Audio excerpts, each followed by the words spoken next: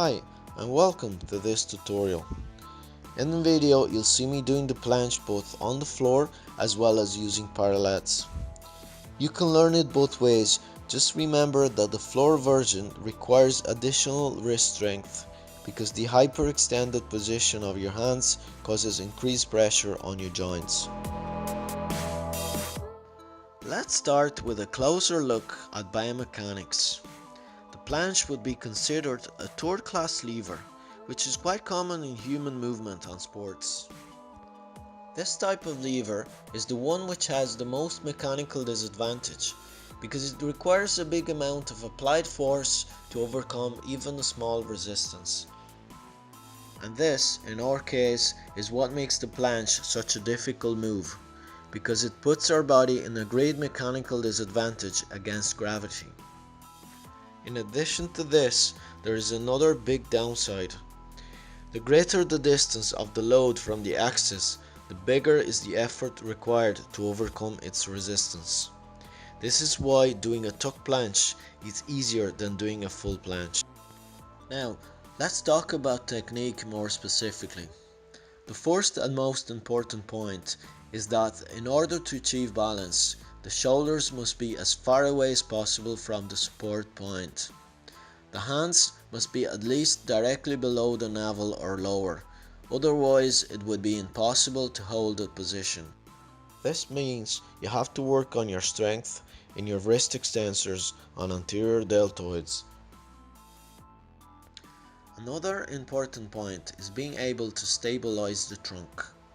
This is achieved by squeezing your chest as hard as you can and by tightening both abs and lower back. Failure to do so would result in your hips dropping and your arms bending. To achieve proper form, you must be able to keep your arms as straight as possible. To do so, you must press hard with your elbows as if you wanted to bring your arms together.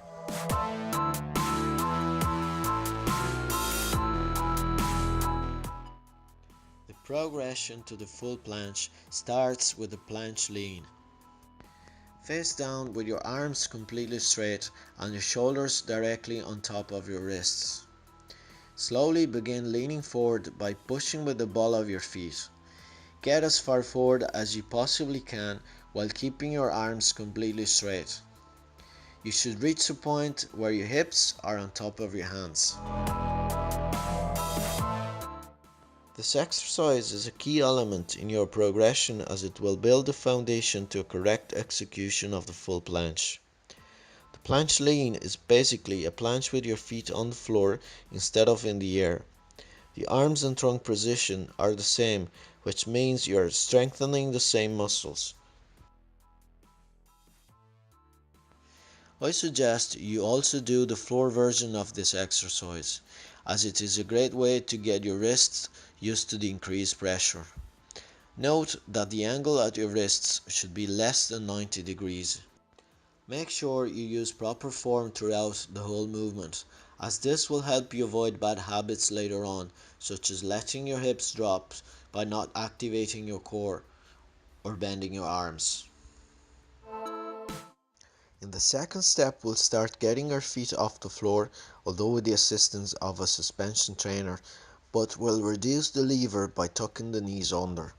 For this exercise, you'll need something to get your feet elevated. The best tool for this purpose will be a suspension trainer, and if you have it, I suggest you use it as this will give you more freedom of movement. If you don't have it, any elevated surface to lean on such as a bench or a step will do.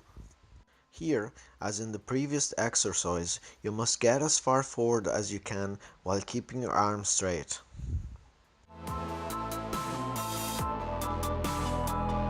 Once you're able to hold the tuck position for at least 10 seconds, you can start extending your legs and do the full planche with the assistance of a suspension trainer or a bench.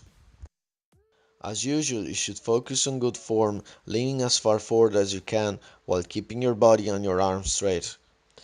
This is another crucial step in the progression. Now is the best time to correct mistakes or any bad habits you may have. Make sure you can execute this exercise in perfect form and be able to hold it for at least 10 seconds.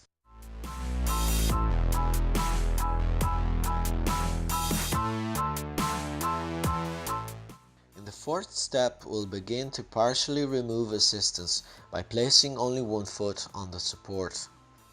Here it is important that you focus on tightening your core, as you could easily lose correct form as one of your leg would be unsupported. Once you can hold a position for more than 10 seconds, you'll be ready to completely remove assistance and move on to the next step.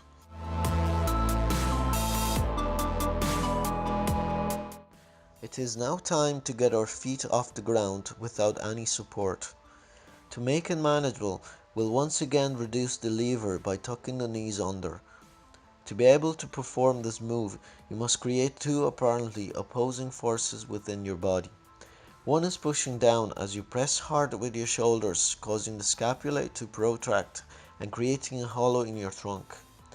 And the other is pulling up as you lift your hips to get your lower body off the ground.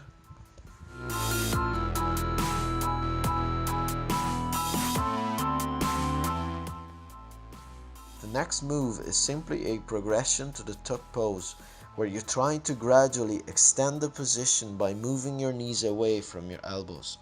You should be able to remain in the advanced tuck planche position for at least 10 seconds before you move on to the final step.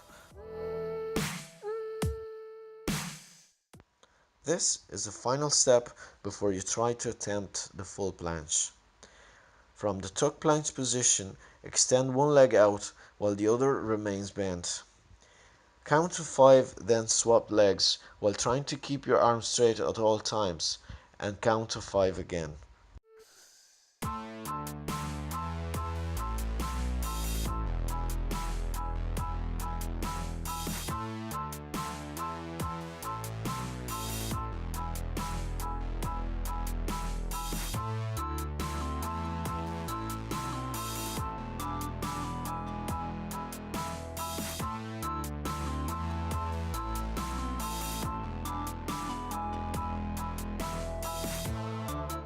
This exercise will assist you in the specific movement of elevating your hips during the planche. For this, you will use a suspension trainer to get your feet up. You can also do it with your feet on the floor, although this will allow a shorter range of motion.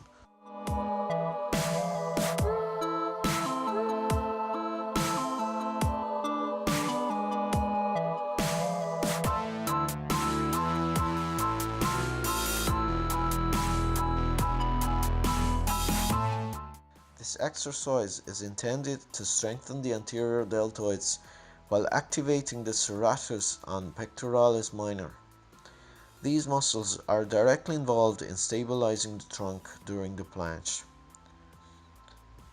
Get an elastic band of heavy resistance fixed behind you at feet level. From a standing position, grab each end of the elastic band with the hands at a distance wider than shoulders and move the arms up and forward, while keeping the arms straight and the palms facing down. Hold for 5 to 10 seconds, paying attention to the parts of your body that receive most tension.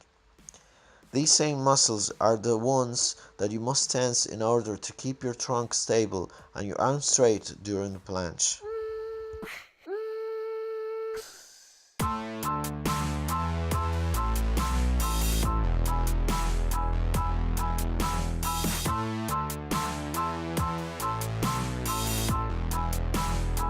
The last one is intended to strengthen your triceps and wrist extensors, giving more stability to your arms and wrist strength. Start in an elbow plank position and do a push-up, pressing your palms down. On the top of the movement, your arms should be completely straight, then slowly come down to the initial position. Thanks for watching the video.